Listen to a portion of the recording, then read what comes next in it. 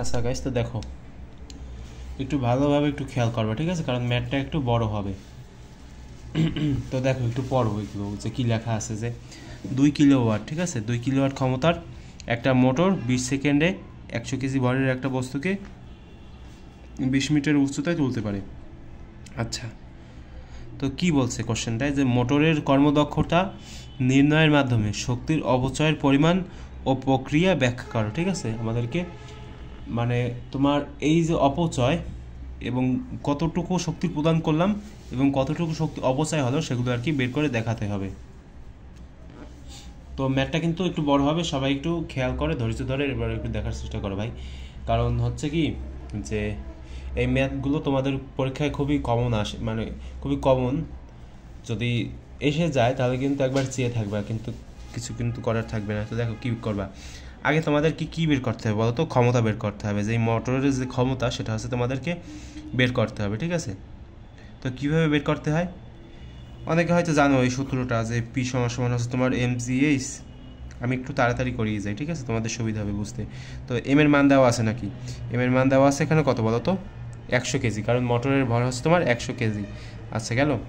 জি সমান সমান হচ্ছে তোমার 9.8, আর এইচ হচ্ছে তোমার 20 মিটার। তো সব ইনফরমেশনগুলো বসিয়ে দাও, যে তোমার 100 কেজি, এরপর হচ্ছে তোমার 9.8 গুণ হচ্ছে তোমার 20, ঠিক আছে? এরপর টি কত বলো তো? এখানে টি হচ্ছে তোমার 20 সেকেন্ড। 20 সেকেন্ড আমাদেরকে বের করতে হবে। এখানে পি মানে কি? ক্ষমতা। তো 20 সেকেন্ড। এখন এগুলো ক্যালকুলেশন করো খুব ভালোভাবে, ক্যালকুলেশন করো যাতে ভুল না হয়, ভুল হলে হচ্ছে সমস্যা হবে। 100 গুণ হচ্ছে তোমার 9.8 গুণ 20, নিচ্ছে হবে তোমার 20। কত আসে দেখো? 980। 980 কী হবে বলো তো? 980 ওয়াট, ঠিক আছে? এখানে ওয়াট লিখতে পারো, কোনো সমস্যা নেই। আচ্ছা গেল। এটা হচ্ছে কি বলো তো? মোটরের যে ক্ষমতা সেটা। তো 1 নম্বরে গেল কি মোটরের ক্ষমতা, একবারে স্টেপ বাই স্টেপ তোমাদেরকে বুঝিয়ে দিচ্ছি। এখন আমরা বের করবো মোটরের যে কর্মদক্ষতা সেটা। তো দেখো এখানে যে জিনিসটা দেওয়া আছে সেটা হচ্ছে যে তোমার আমাদের যেটা বের করতে হবে সেটা হচ্ছে মোটরের যে কর্মদক্ষতা, সেটা তোমরা লিখবে এখানে, যে মোটরের অর্থাৎ মোটরের কর্মদক্ষতা লিখে এরপর হচ্ছে তোমরা এন লিখবে, এন লিখে পি প্রাইম দিবা, এবার নিচে লিখবা হচ্ছে তোমরা পি, ঠিক আছে? গুণ দিবা কত বলো তো? 100। তো দিলা। এখন এখানে কি লিখবা বলো তো ভাই?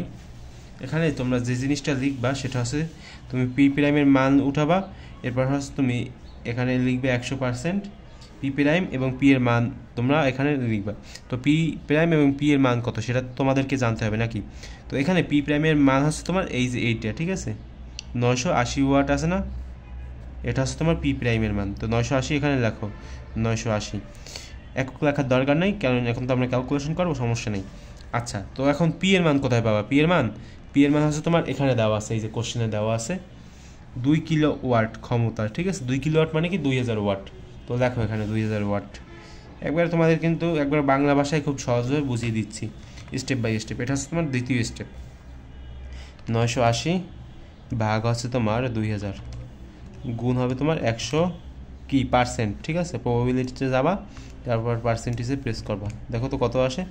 0.49, ঠিক আছে? তো 0.49 হবে আমাদের অ্যান্সার। অ্যান্সার কি মানে আমার কর্মদক্ষতা হচ্ছে তোমার 0.49। আচ্ছা গেল। এরপরে আমরা কি বের করব বলো তো?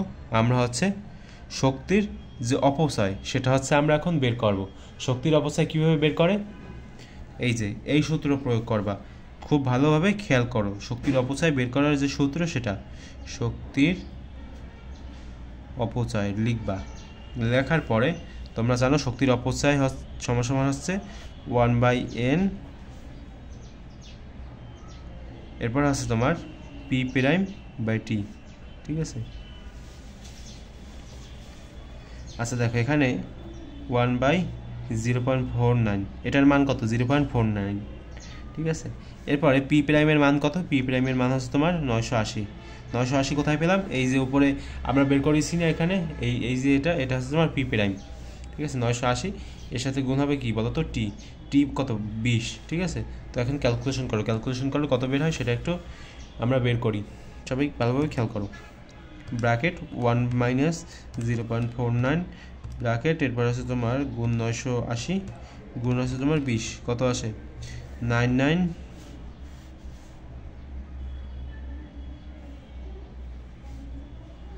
আচ্ছা ভাইরা, তো আমাদের একটু ভুল হয়েছে।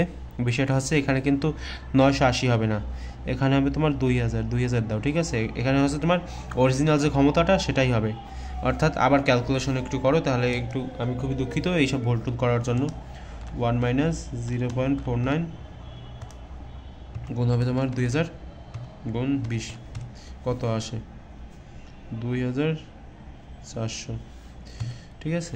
এরপরে আমরা হচ্ছে প্রদানকৃত যে শক্তি সেটা আমরা বের করব সর্বশেষে।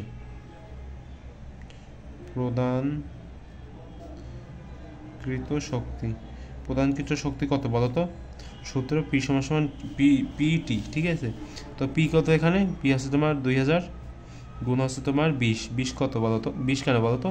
কারণ টি সমান হচ্ছে তোমার 20, 2 × 2 = 4। এখানে উত্তর হবে কত বলো তো? 2000 গুণ হচ্ছে তোমার 20, কত আসে? 4। এখানে কত ভাই? 40,000, ঠিক আছে। তো এটা হচ্ছে আমাদের উত্তর। তার মানে এটা হচ্ছে তোমার প্রধান কিছু শক্তি, আর এখানে মূলত তুমি যে শক্তিটা পাবা সেটা হচ্ছে তোমার 2400, 20,400, ঠিক আছে। 2000 না, 20,400। আচ্ছা, আমি এখানে জুল লিখি নাই না, এখানে একক হবে তোমার জুল, এখানেও জুল হবে, ঠিক আছে। এখানে হবে তোমার 40,000 জুল, আর এখানে হবে তোমার 20,400 জুল। জুল এইসব একক ফ্যাকক যদি না লেখো তাহলে কিন্তু ভুল হবে, ঠিক আছে বিষয়টা। তো দিক থেকে একটু খেয়াল রাখবা।